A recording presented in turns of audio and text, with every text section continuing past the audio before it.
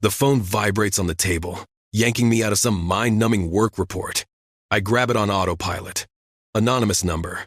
No name, no picture. Just 9 words.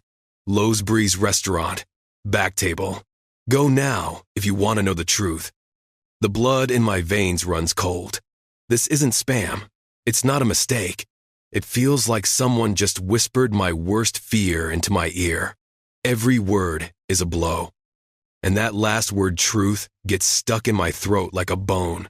It's the same word I've been avoiding whenever I noticed Vanessa getting distant, whenever her phone was suddenly always face down. I stare at the screen, and my hands start to shake. I don't want to know. God, I don't want to. But some part of me already knows. Vanessa. An hour ago, she kissed me on the cheek, said she was going to her mother's. Be back in a few hours, honey. It sounded so easy, so casual, too perfect to not be a lie. I grab my keys. I'm not thinking, I'm just moving. On the way, the world blurs. I can barely see the road through the film over my eyes. My heart isn't just beating fast, it's pounding like it's trying to break through my ribs. And Lost Breeze? God damn it, not Lost Breeze. That's our restaurant. The place I proposed, the place we celebrated every anniversary. Coming here now, with this text on my phone, feels like showing up to my own funeral. I park across the street like a coward, watching. From the outside, it looks the same. But inside, my world is about to explode. I walk in, sticking to the shadows, avoiding the waiters. I feel like a criminal in my own life. And then, deep in the back, I see her, and time stops. She's sitting at our table, and she's smiling. God, that smile, the same one she used to give me when we were happy, when she felt safe. She's laughing at something the man across from her said. Some guy I've never seen before. Perfect beard, expensive clothes. He looks like he belongs in her new, secret life. And the way she looks at him, the intimacy between them is screaming. Every gesture, every glance, the way she touches her wine glass, the way she fixes her hair, it's all for him. And then it happens. The moment that shatters my life into before and after. She leans across the table and kisses him. Not just a friendly peck. It's a long, intimate kiss. A kiss that says, I'm yours. I nearly throw up. Some cold, logical part of my brain takes over. I pull out my phone, open the camera. 1 click, 1 shot. Proof that I'm not going crazy. I slide the phone back into my pocket and, feeling the fire burn behind my eyes, I turn and walk away. No scenes, no screaming. This isn't about talking anymore. This is a verdict. I walk out the back door, every step like walking on broken glass. And once I'm outside, before getting into my car, I do something I shouldn't. I turn back, and my eyes meet his. The man with Vanessa is looking right at me through the window, and he doesn't look surprised. He doesn't look guilty.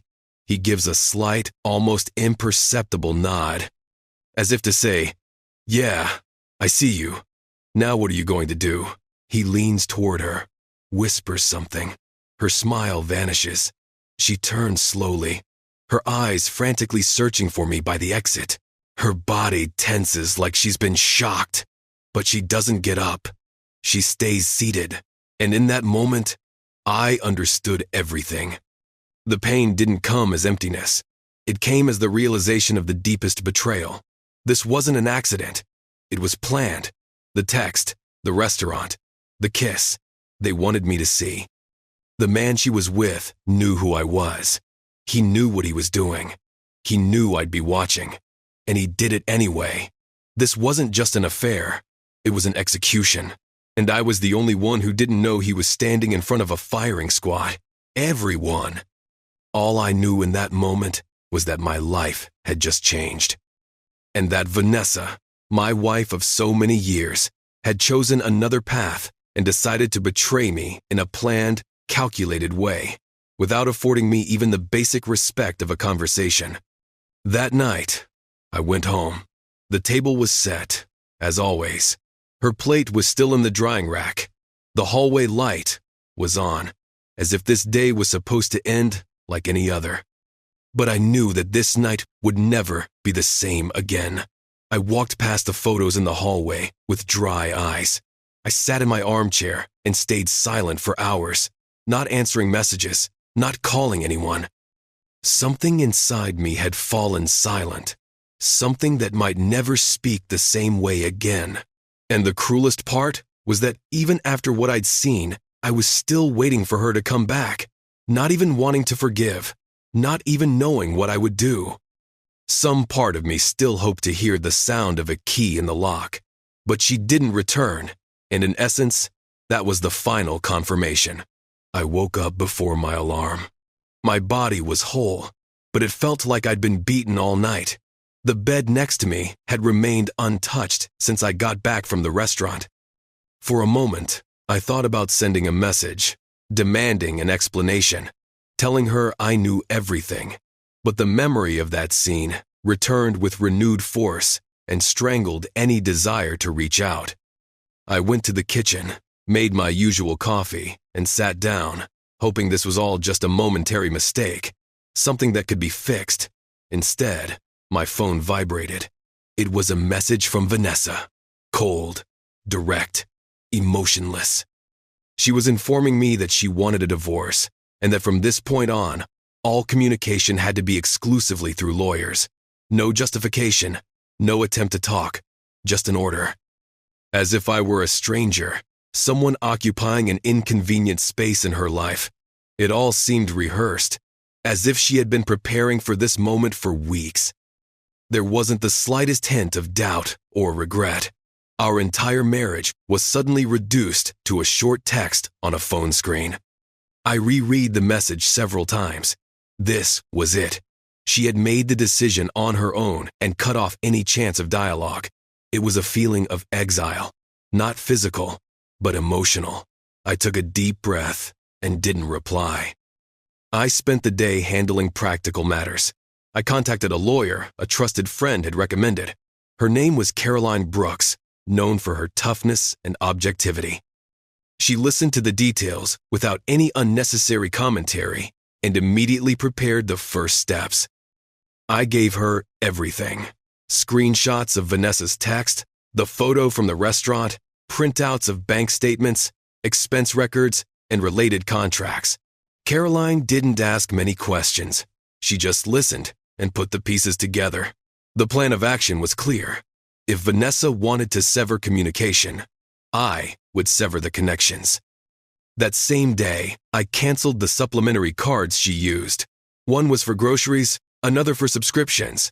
I also suspended payments for the gym and streaming services and changed all the passwords she still had access to. One by one, I revoked our shared access with the precision of someone shutting down a malfunctioning system. None of these actions were taken out of anger, but rather with a cold, focused calm. Every decision Vanessa made had consequences, and I was simply following through on what she herself had requested. Caroline advised me to document everything and formally notify any lawyer she hired. 2 days later, I received the first official contact. The name was Martin Hale, charismatic in tone but aggressive in his wording. The email demanded immediate financial support.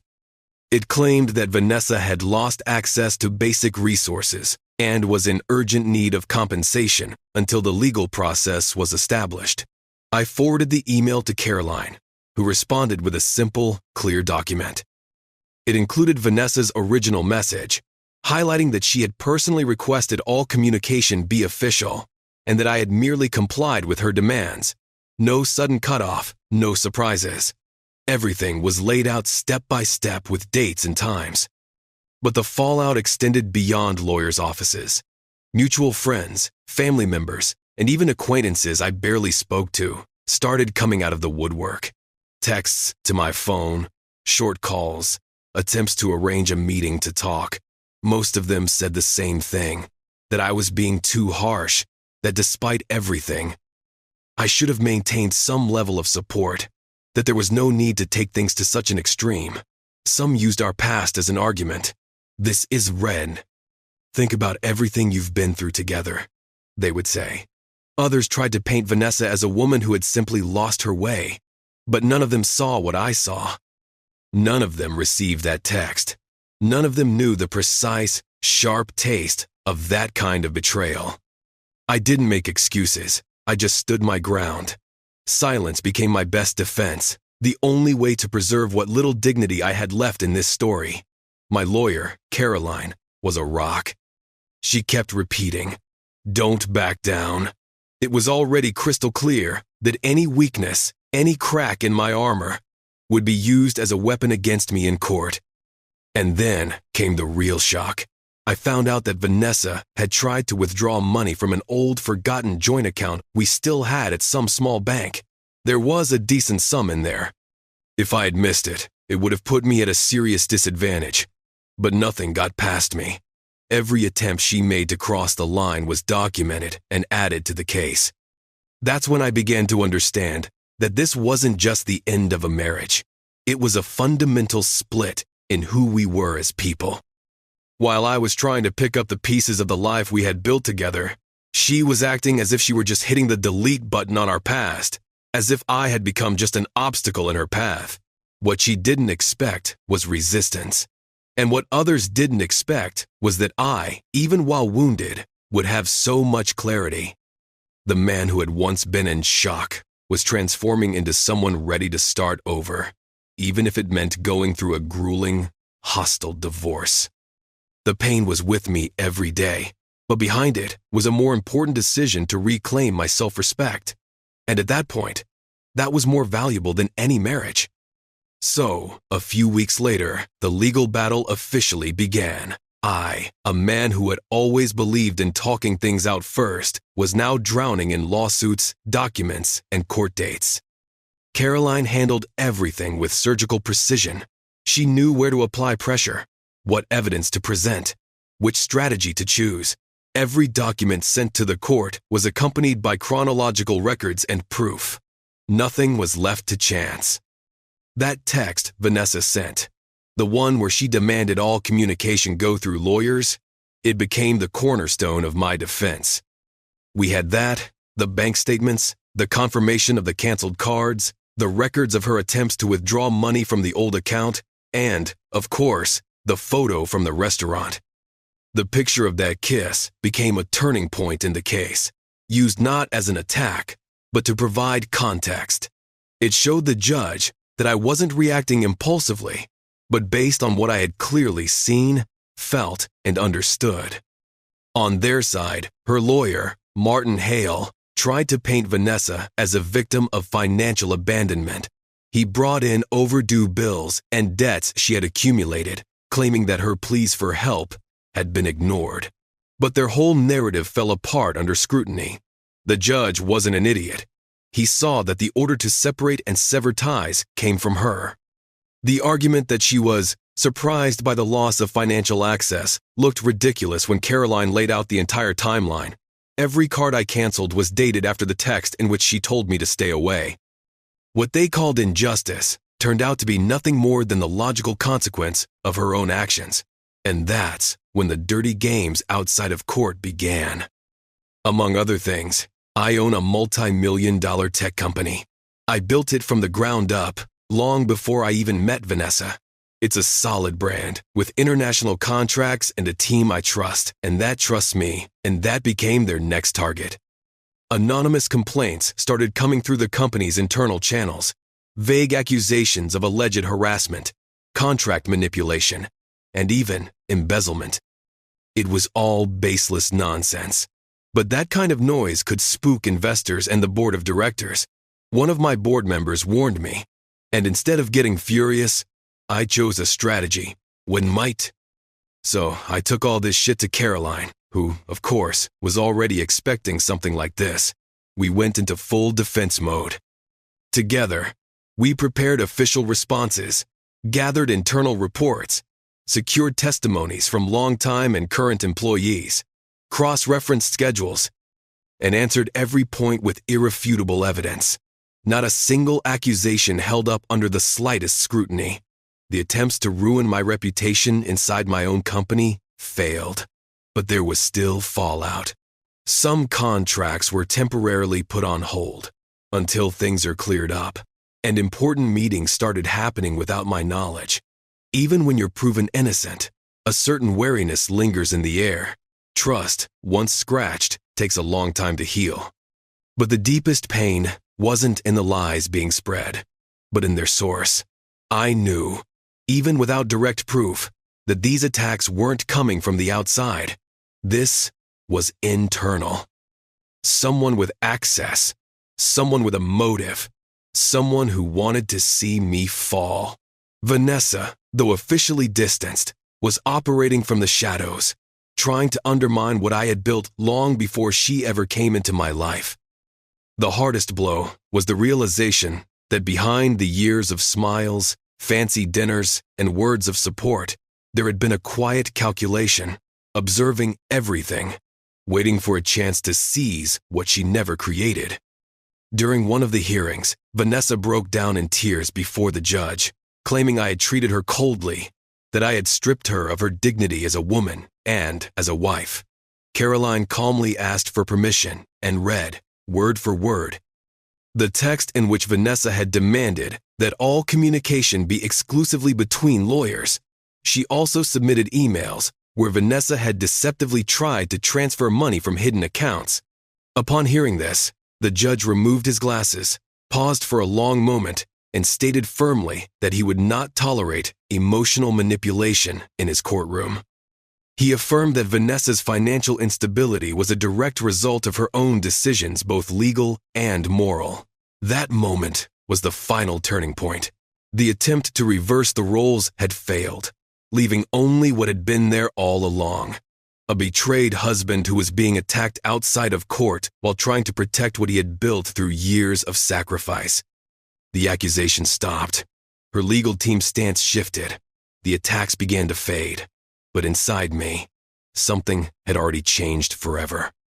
The once confident, generous, and open entrepreneur had transformed into someone who weighed every word, scrutinizing every personal contract with the same diligence he applied to his business.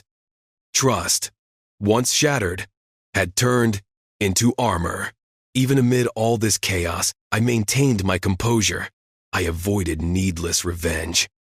I continued to act with dignity, not out of pride, but because I understood that responding with venom would only perpetuate the cycle Vanessa had started. I knew who I was. I knew what I had built. And I also knew that any fortune could be rebuilt. But peace of mind is only preserved when you choose not to sink to someone else's level. The trial ended on a Tuesday afternoon. After months of testimony, silent standoffs, and technical reports, the verdict was read in a neutral, direct tone, without dramatic pauses. I listened to every word with a stoic expression, my gaze fixed on the judge, not blinking, showing neither joy nor disappointment. What mattered was no longer the formality of a victory. It was the legal acknowledgement of what I had known for a long time. I had acted with integrity from start to finish, even in the face of traps, attacks, and deceit. The ruling was clear. Vanessa would forfeit any claim to ownership in my company, as I had founded it years before I met her, and anything we owned jointly would be divided according to the fair proportions of investments made during the marriage. But the judge went further.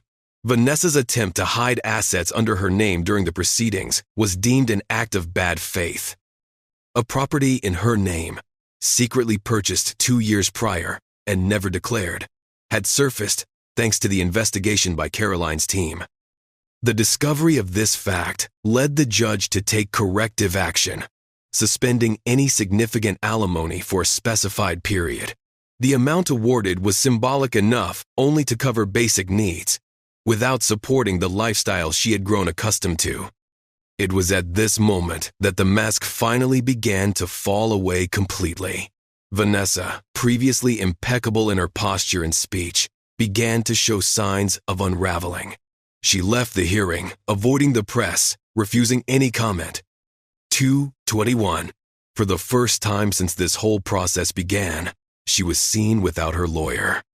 In the following days, rumors started reaching me, some quiet, others not so much. A mutual acquaintance, a guy who moved in both of our circles, invited me for coffee. I respected him, though we were never close friends. I accepted the invitation, more out of curiosity than anything else. The conversation started with neutral topics, but he quickly got to the point when he realized I didn't need a long preamble. And he told me, it turns out, the man Vanessa was with at that restaurant, the one who kissed her and saw me through the window, his name was Chase Reynolds. A financial advisor, charming, always impeccably dressed, known for attending the same lavish events Vanessa and I used to go to. And you know what? It was Chase who sent me that anonymous text that night. Not out of sympathy, but out of pure, selfish calculation. He wanted me to find out. He wanted me to see. He wanted to force a split. Chase was in love, or at least he thought he was. He had decided that by taking me out of the equation, he'd get his chance to be the new partner of a wealthy woman, gaining access to the money, the prestige, and the ready-made life he thought she could offer. But Chase had miscalculated. Big time. He didn't know that Vanessa would lose access to most of our assets. He didn't know that the company was entirely mine, protected by pre-existing agreements, legally ironclad. He also didn't know that Vanessa had made so many mistakes during the proceedings that she would be left with practically nothing. And when he found all this out, he bailed. The affair ended a few days after the court's decision. He disappeared from her life without explanation, deleted their messages, avoided her calls, and blocked her on social media. Vanessa, with no guaranteed assets, no partner by her side, and a tarnished reputation, was faced with a harsh reality. Piling up bills, maxed out credit cards, and a name that no longer opened doors so easily.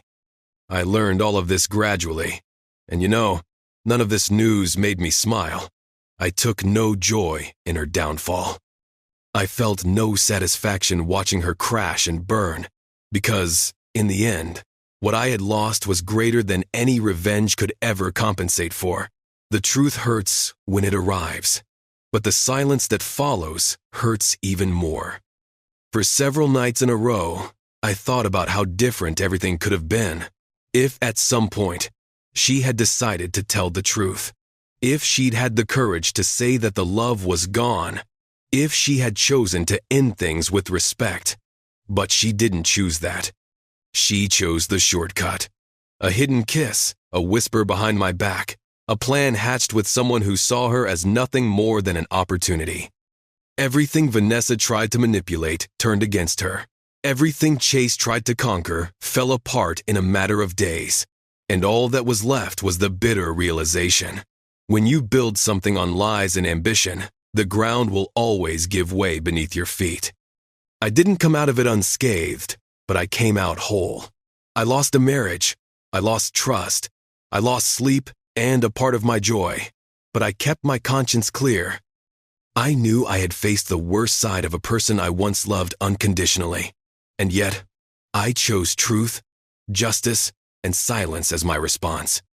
Because, in the end, there is a pain that is overcome through fighting, but there is another kind that is healed only by time and dignity. Without money, without a partner, and without prestige, Vanessa drowned under the weight of her own decisions.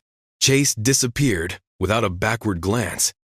And me, I'm free, starting over, with peace of mind, with my dignity intact, my fortune preserved, and finally, with a calm heart.